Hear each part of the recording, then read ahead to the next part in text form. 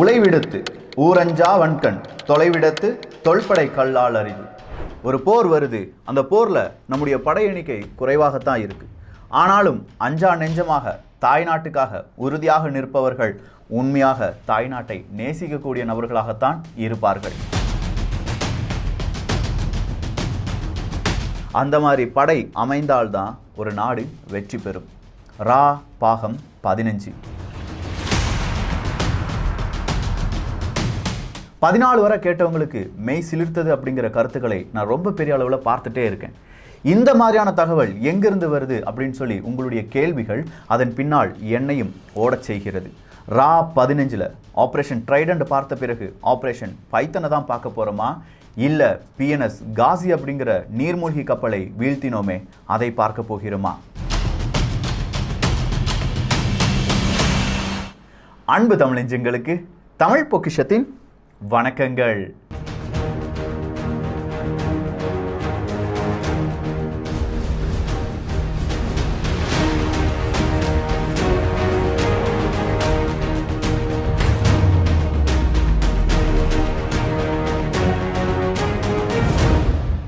December 3, 1971 போர் தொடங்கிருச்சு.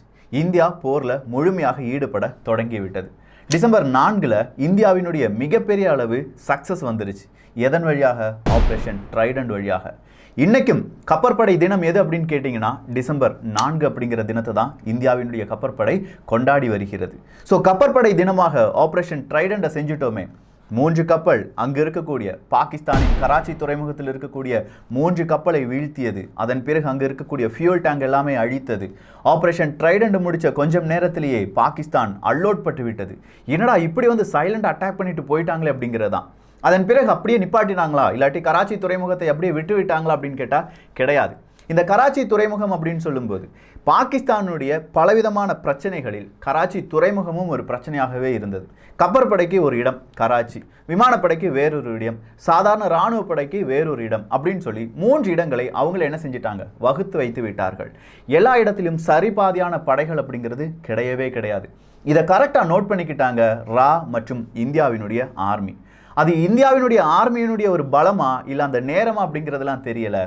Suppose 2-3 மாதங்களுக்கு முன்பாகவே பாகிஸ்தான் யுத்தத்தை தொடங்கி இருந்தது என்றால் இந்தியாவால் இவ்வளோ பெரிய அடியை கொடுத்திருக்க முடியாது அப்படின்னு சொல்லி பல வல்லுநர்களும் பின் நாட்களில் என்ன சொன்னாங்க, அவங்களுடைய கருத்துக்களை சொன்னாங்க. ஸோ போர் அப்படிங்கிறதுல எப்போது தொடங்கப்படுகிறது, எந்த தருணத்தில் தொடங்கப்படுகிறது, எதிரி எப்படி இருக்கான், இந்த வியூகங்கள் தான் ஒரு போரில் ஒரு நாடு ஈடுபடுகிறது என்றால் வெற்றியும் தோல்வியும் தீர்மானிக்கிறது. இந்தியாவின் சார்பாக டிசம்பர் 3ஆம் தேதி இந்த போர் தொடங்கிவிட்டாலும் இன்னும் ஒரு 10 தினங்களுக்குள் இந்த போரை முடிக்க வேண்டும். ஏன் அப்படின்னு கேட்டிங்கன்னா ராணுவ ஜெனரல் மனாக்ஷு அவர்களுக்கும் தெரியும், ஆரன்கவ் அவர்களுக்கும் தெரியும், இந்திரா காந்தி அவர்களுக்கும் தெரியும், இன்னும் 10 தினங்களில் போர் முடியவில்லை அப்படின்னா ஐநா சபையில் சீனா, அமெரிக்கா போன்ற நாடுகள் எல்லாமே சேர்ந்து அமைதி பேச்சுவார்த்தையில் வந்துருவாங்க. அமைதி பேச்சுவார்த்தைக்கு வந்துட்டோம்னா இத்தனை மாதங்களாக போட்ட பிளான் எல்லாமே கொலாப்ஸ் ஆயிரும். ஸோ இதுக்கு எக்காரணம் கொண்டும் என்ன செஞ்சிடக்கூடாது, நம்ம ஒரு வழி வகுத்து விடக்கூடாது. அடிக்கிற அடி ஒவ்வொன்றும் இடி மாதிரி இருக்கணும் அப்படின்னு சொல்கிற அளவுக்கு நம்முடைய இராணுவம் அவங்களுடைய நடவடிக்கைகளில் ஈடுபட்டது. அதுக்கான ப்ளோட், அதுக்கான எல்லா விதமான திட்டங்கள் இதெல்லாம் வரையறுத்து கொடுத்தது தான் ரா அப்படின்னு சொல்லலாம். ஸோ டிசம்பர் 3-4 ஆப்ரேஷன் ட்ரைடண்ட் அப்படிங்கிறதெல்லாம் சக்ஸஸ்ஃபுல்லாக செஞ்சுட்டோம். அதன் பிறகும் இந்த கராச்சி துறைமுகத்தில் 1-2 கப்பல் வந்துட்டு போயிட்டு இருக்கு. அதுக்காகத்தான் ஆப்ரேஷன் பைத்தன் அப்படிங்கிறத நம்ம செய்ய வேண்டியதாக இருந்தது. ஆனால் ஆப்ரேஷன் பைத்தன் நடந்தது டிசம்பர் 8ஆம் தேதி அப்படின்னு சொல்லலாம். 3 நாட்கள்லேயே அடிச்சிட்டோம். 8ஆம் தேதியும் வந்து அடித்தோம். 2 கப்பலை காலி பண்ணோம். அங்கே இருக்கக்கூடிய எஞ்சி இருக்கக்கூடிய எண்ணெய் வளங்கள் எல்லாமே காலி பண்ணோம். ஆனால் அதையும் யாரால் தடுக்க முடியலை, பாகிஸ்தானால் தடுக்க முடியல. ஈஸ்ட் பாகிஸ்தான் பக்கம் போகவா, அதாவது இப்போதைய பங்களாதேஷ் பக்கம் போகவா, கராச்சி பக்கம் நிற்கவா அப்படின்னு சொல்லி பாகிஸ்தானுடைய படை ஒவ்வொன்றும் குலை நடுங்கி நின்றது. காரணம், எந்த பக்கம் இருந்து எப்படி தாக்குதல் வருது அப்படின்னு சொல்லவே முடியல. இதுக்கு மத்தியில் தான் ஆப்ரேஷன் சைக்காலஜிக்கல் வார்ஃபேரை ஆரன்கவ் அவர்கள் செய்கிறார்கள். அது எப்படி தெரியுமா? இப்போ ஒரு கப்பல் ரெடியாக இருக்குது. அந்த கப்பலுக்கு ஒரு மாலுமி தேவை, ஒரு கேப்டன் தேவை. அந்த கேப்டன் யாராக இருந்தாங்க அப்படின்னு கேட்டிங்கன்னா பங்களாதேஷ், ஈஸ்ட் பாகிஸ்தானை சேர்ந்த வீரர்கள். ஒரு கட்டத்தில் பாகிஸ்தான் ஒன்றாக தான் இருக்கிறது, வெஸ்ட் பாகிஸ்தான், ஈஸ்ட் பாகிஸ்தான் அப்படின்னு சொல்லி. இதன் காரணமாக ஈஸ்ட் பாகிஸ்தானில் இருக்கக்கூடிய நிறைய நபர்கள் அவங்களுடைய இராணுவத்தில் இருக்காங்க. அந்த ஈஸ்ட் பாகிஸ்தான் மேலேயே யஹ்யா கானா இருக்கட்டும், இல்லாட்டி அங்கே இருக்கக்கூடிய எல்லாருமே சேர்ந்து ஒரு பெரிய போர் நடத்துகிறார்கள். இந்த செய்தி அது ரஹ்மான் அவர்கள் ரேடியோ வழியாக சொல்லும் போதே நிறைய ராணுவ வீரர்களுக்கு அந்த செய்தி போய்விட்டது. இதன் காரணமாக ஏன் நாட்டுக்கு எதிராக இல்லாட்டி ஏன் தேசத்துக்கு எதிராக நீ போராடுறியா வெஸ்ட் பாகிஸ்தான், உன்னுடைய படையில் நான் நிற்க மாட்டேன் அப்படின்னு சொல்லி ஈஸ்ட் பாகிஸ்தானுடைய வீரர்கள் கொஞ்சம் கொஞ்சமாக அவங்களுடைய படையை விட்டு கிளம்ப ஆரம்பிக்கிறாங்க. நிறைய பேர் அவங்களுடைய கப்பலெல்லாம் இந்தியாவுக்கு கொண்டு வந்தாங்க அப்படின்னு சொல்லி நம்ம பார்த்தோம் பாருங்க, அதெல்லாம் வேறொரு கதை. இந்த சைக்காலஜிக்கல் வார்ஃபேரை ஆரன் கவ் அவர்கள் பக்காவாக செய்கிறாரு. என்ன தெரியுமா, கிடைக்கிற மீடியா எல்லாத்துலேயுமே அவர் ஒரு வார்த்தையை சேர்க்க சொல்கிறார். இந்தியாவிலிருந்து வரக்கூடிய மீடியாவில் பங்களாதேஷ் நாட்டுக்காக பங்களாதேஷ் வீரர்கள் அங்கிருந்து வெளிநடப்பு செய்கிறார்கள், அங்கே இருக்கக்கூடிய நபர்கள் வேலை செய்ய மாட்டேங்கிறார்கள் அப்படின்னு சொல்கிற பலவிதமான செய்திகள் ரேடியோவில், டெலிவிஷனில், இல்லாட்டி அங்கே இருக்கக்கூடிய நியூஸ் பேப்பரில் இப்படி வந்துக்கிட்டே இருக்கு. இதை பார்க்கக்கூடிய நபர்கள் கூட ஐயோ அந்த வீரர் இப்படி போயிட்டாரு அப்படின்னா நாம ஏன் வேலை பார்க்கணும் அப்படின்னு சொல்கிற அளவுக்கு அங்கே இருக்கக்கூடிய பங்களாதேஷ் ஈஸ்ட் பாகிஸ்தான் வீரர்கள் இராணுவ படையிலிருந்து கொஞ்சம் கொஞ்சமாக விலக ஆரம்பிக்கிறார்கள். இதை மட்டும் தான் செஞ்சாரா அப்படின்னு கேட்டால் கிடையாது. நிறைய வீரர்கள், அதாவது நிறைய நம்முடைய ஆர்மி வீரர்கள் எல்லாருமே சின்ன சின்ன விஷயத்தில் பல நாட்டு செய்தி ஊடகங்களுக்கு செய்திகளை அளிக்கும் போது அங்கிருந்து எங்களுக்கு ஹெல்ப் கிடைக்குது, அங்கிருந்து எங்களுக்கு ஹெல்ப் கிடைக்குது அப்படிங்கிற வார்த்தையை சொல்லிவிட்டார். ஸோ அங்கிருந்து ஹெல்ப் கிடைக்குதுன்னா யாரோ இவங்களுக்கு நல்லபடியாக உதவி செய்கிறாங்க, அதனால தான் கராச்சி துறைமுகத்திலலாம் இப்படி தாக்குதல் நடத்துகிறாங்க, சொல்லி வச்ச மாதிரி எல்லா இடத்தையும் அழிக்கிறாங்களே அப்படிங்கிற ஒரு கன்ஃபியூஷன் ஸ்டேஜுக்கு பாகிஸ்தான் போயிருச்சு. இதன் காரணமாக அந்த மாலுமி ஒரு கப்பல் இருக்குது, அதுக்கு மாலுமியாக ஈஸ்ட் பாகிஸ்தான் சேர்ந்த ஒரு வீரர் உண்மையிலேயே வெஸ்ட் பாகிஸ்தானுக்காக போராட தயாராக இருக்கக்கூடிய வீரருக்கு அது அனுமதி மறுக்கப்பட்டது. நீ ஒருவேளை இந்த கப்பலை ஓட்டிட்டு நான் இந்தியாவுக்கு கொண்டு போயிடுவப்பா, இல்லை என் நாட்டுக்கு எதிராகவே திரும்பிடும் அப்படின்னு சொல்லி யாரை நம்புறது யாரை நம்பக்கூடாது அப்படிங்கிற ஒரு சிச்சுவேஷனுக்கு வந்துட்டாங்க பாகிஸ்தானுடைய வீரர்கள். அது மட்டுமா, அவ்வளோ ஷார்ட் டைமில் இவர் உண்மையிலேயே பங்களாதேஷ்காக வேலை பார்க்குறாரா, இந்தியாவுக்காக வேலை பார்க்குறாரா, பாகிஸ்தானுக்காக வேலை பார்க்குறாரா அப்படின்னு சொல்லி அவங்களுடைய இராணுவ வீரர்களையே சந்தேகமாக பார்க்க தொடங்கிவிட்டார்கள். யஹ்யா கான் அவர்கள் ரொம்ப பெரிய குடியும் கும்மாளமாக அங்கே இருந்து கொண்டிருக்கிறார். காரணம் என்ன தெரியுமா, ஒரு பாகிஸ்தான் வீரர் 10 இந்திய வீரருக்கு சமம் அப்படின்னு சொல்ற ஒரு மமதையில் இருந்து விட்டார் அப்படின்னு சொல்லி பின்னாட்களில் பல நபர்கள், குறிப்பா பல புத்தகங்களை எழுதியவர்கள் அவங்களுடைய புத்தகத்தில் எழுதி வைத்திருக்கிறார்கள். ஆனா யஹ்யா கான் போட்ட கணக்கு எல்லாமே வெறும் காகித கணக்கு தான். ஆனா ஆரன் கவ் போட்டு வச்சிருக்கிற கணக்கு எல்லாமே பக்கா பிளான்டு ஆபரேஷன் அப்படின்னு சொல்லலாம். ஸோ பிஎன்எஸ் காசி அப்படிங்கிற கப்பல், இந்த பிஎன்எஸ் காசி அப்படின்னு சொல்லும்போது நீர்மூழ்கி கப்பல், அமெரிக்காவிட்டிருந்து ரெண்டுக்கு வாங்கின ஒரு கப்பல் தான் பிஎன்எஸ் காசி. அதுவும் 1963 எப்போ வேணாலும் ஒரு யுத்தம் வரலாம். 1965 இப்படிலாம் வந்துருச்சு, இல்லாட்டி 1971 இப்படி வரப்போகுது. இதெல்லாம் முன்கூட்டியே கண்டுபிடித்த பாகிஸ்தான் என்ன செஞ்சாங்க, அமெரிக்கா உதவும் அப்படிங்கிற அந்த மனப்பான்மையில் இருந்ததுனால எனக்கு ஒரு நீர்மூழ்கி கப்பல் வேணும், அதுவும் ரொம்ப தூரம், கிட்டத்தட்ட ஒரு 11,000 நாட்டிக்கல் மைல் தூரத்தை கடந்து செல்லக்கூடிய நீர்மூழ்கி கப்பலை அமெரிக்கா இவங்களுக்கு கொடுக்குறாங்க. அதனுடைய பெயர் பிஎன்எஸ் காசி அப்படின்னு சொல்லி அறியப்படுகிறது. ஸோ இந்த பிஎன்எஸ் காசி அப்படிங்கிற கப்பல் கிடைச்ச உடனே எங்கள் கப்பற்படையில் நாங்கள் தாண்டா பெருசு, இந்த நீர்மூழ்கி கப்பலை வச்சு உங்களுடைய ஐஎன்எஸ் விக்ராந்தை நாங்கள் அழித்து விடுவோம் அப்படின்னு சொல்கிறாங்க. ஐஎன்எஸ் விக்ராந்த் இந்தியாவினுடைய கப்பற்படையில் மிக முக்கியமான ஒரு கப்பல். 23 விமானங்களை தாங்கி செல்லக்கூடிய விமானம் தாங்கி கப்பல் அப்படின்னு சொல்லலாம். கிட்டத்தட்ட 19,000 டன் வெயிட் இருக்கக்கூடிய ஒரு கப்பல். ஸோ ஐஎன்எஸ் விக்ராந்த் அப்படிங்கிற அந்த கப்பலை தாக்கி அழித்து விட்டார்களோ, இல்லாட்டி அதனுடைய செயல்பாடுகளில் சின்ன குறை வந்தாலோ இந்தியாவினுடைய கப்பற்படை வீக் ஆயிரும். இது இந்தியாவுக்கும் தெளிவாக தெரியும். அப்படின்னா டிசம்பர் 3ஆம் தேதி நேரடியாக நம்ம தாக்குதல் நடத்திட்டோமே, ஐஎன்எஸ் விக்ராந்தை உடனடியாக தாக்குதல் நடத்திடுவாங்களே இப்படிங்கிற ஒரு பயம் இந்தியாவுக்கு இருந்ததா என்று கேட்டால் இல்லை. ஏன்னா ஐஎன்எஸ் விக்ராந்த் அழிக்க வருவாங்க அப்படின்னு தெரியும். அதனால் ஐஎன்எஸ் விக்ராந்தினுடைய பொசிஷன் இல்லாட்டி அது எங்கே இருக்குது அப்படிங்கிற அந்த இன்ஃபர்மேஷன் எல்லாமே ரொம்ப சீக்ரெட்டாக வச்சுருந்தாங்க. ஆனால் வங்காள விரிகுடாவுக்கு இந்த பிஎன்எஸ் காசி அப்படிங்கிற கப்பல் வரும், அவனை அழிக்க வேண்டும் அப்படிங்கிற ஒரு முடிவுக்கு வந்துட்டாங்க. இப்படி அழிக்கணும்னா இது எப்படி சாத்தியம் அப்படிங்கிற ஒரு கேள்வி வருகிறது. அதுக்காக அங்கே இருக்கக்கூடிய கப்பற்படையை சேர்ந்த பல வல்லுநர்கள், கேப்டன்ஸ், ஆரன் கவ், இந்திரா காந்தி அவர்கள் எல்லாருமே சேர்ந்து ஒரு பிளானை போடுறாங்க. சின்ன ஒரு பிளான் தான். எப்படி நம்ம ஒரு பழைய, அதாவது பேர்ச்சம்பளத்துக்கு போட வேண்டிய ஒரு ஃப்ளைட்டை வச்சு அவங்களுடைய பாகிஸ்தானுடைய ஃப்ளைட் சர்வீஸை முற்றிலுமாக இந்தியாவினுடைய வான்பரப்பை பயன்படுத்தக்கூடாது அப்படிங்கிற ஒரு முடிவுக்கு கொண்டு வந்தோமோ, அதே மாதிரி ஒரு கப்பலை வைத்து அவங்களுடைய பிஎன்எஸ் காசி அப்படிங்கிற கப்பலை அழிப்பதற்கான ஒரு பிளான் போடப்படுகிறது. அந்த கப்பலினுடைய பெயர் என்ன அப்படின்னு கேட்டிங்கன்னா ஐஎன்எஸ் ராஜ்புட் அப்படிங்கிறது தான். கிருஷ்ணன் அவர்கள் தான் அந்த கப்பலினுடைய கேப்டனாக இருக்கிறார். கிருஷ்ணன் அவர்கள் என்ன செய்கிறாங்க தெரியுமா, பயங்கரமான சிக்னல் அனுப்புகிறாங்க, ஹெவி சிக்னல் அனுப்புகிறாங்க. இந்த ஒரு ஐஎன்எஸ் விக்ராந்த் அப்படிங்கிற பெரிய கப்பலிருந்து எப்படி சிக்னல் வருமோ அதே மாதிரியான சிக்னல் ஐஎன்எஸ் ராஜ்புட் வழியாக அனுப்பப்படுகிறது. ஐஎன்எஸ் ராஜ்புட் இப்போ எங்கே நின்றுட்டு இருக்குன்னா விசாகப்பட்டினம் அந்த துறைமுகத்தில் நின்று கொண்டிருக்கிறது.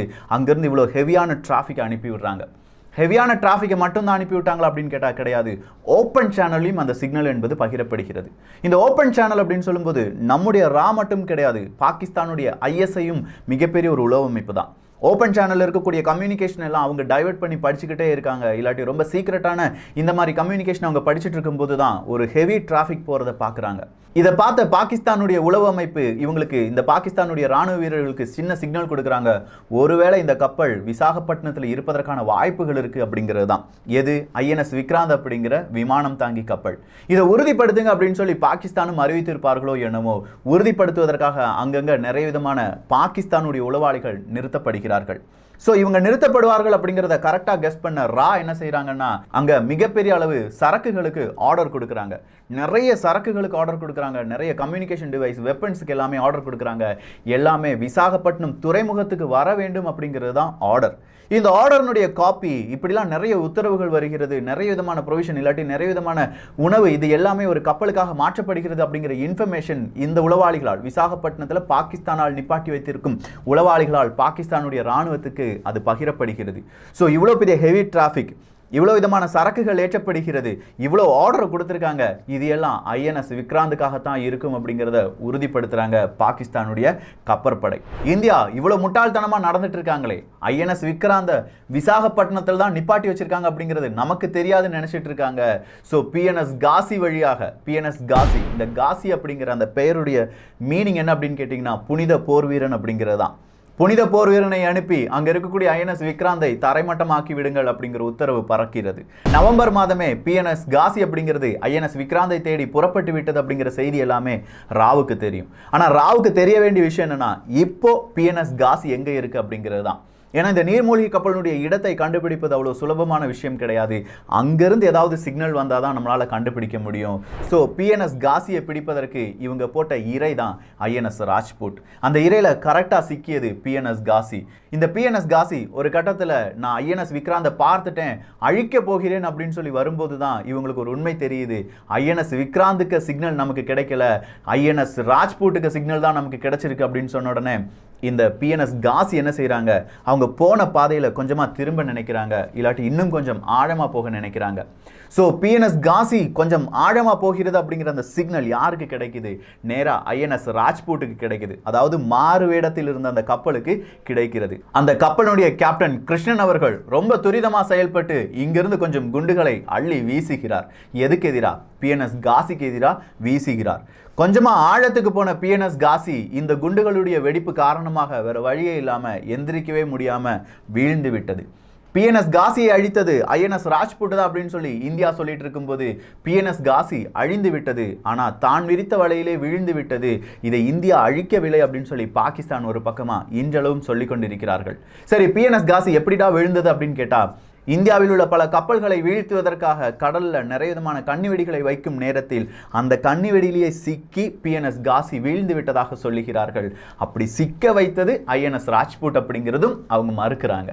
ஸோ ஐஎன்எஸ் ராஜ்புட் அப்படிங்கிற கப்பல் ஐஎன்எஸ் விக்ராந்தாக உருமாறி பிஎன்எஸ் காசி அப்படிங்கிற மிக முக்கியமான ஒரு அசுரனை, புனித போர் வீரனை ஒன்றுமில்லாமல் செய்து முடித்து விட்டது.